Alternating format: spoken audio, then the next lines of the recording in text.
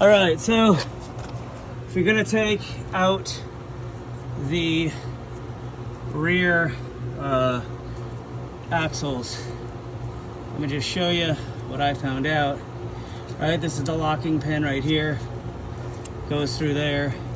That's so these could spin without moving, because these will fall the F out. And it's kind of a pain to get them back in. The first time they fell out on me. This is a 12 point, what I thought was 6 millimeter, turns out to be 12 point quarter inch.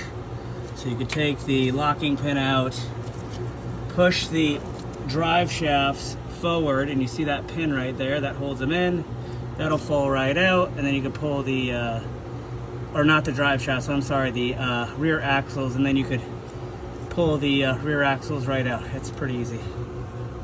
All right, so I learned something new today. I will say this is kind of cool. You want to take your rear axles out.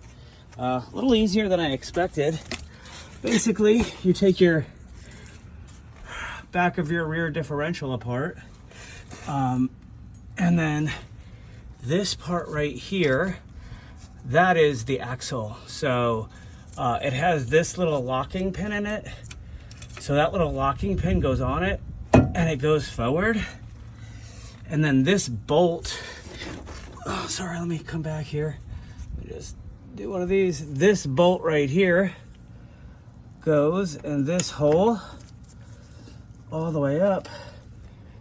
Through that, you got to make sure that the things are lined up, which they're not. It goes all the way up through there, and then there's a locking pin.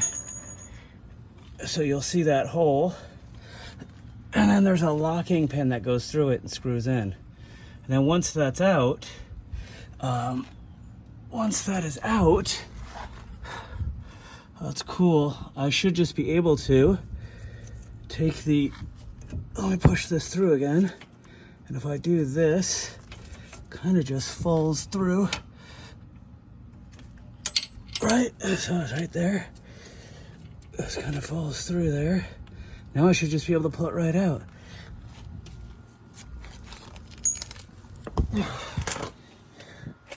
Right? Yeah, there it comes. Look at that. Wow.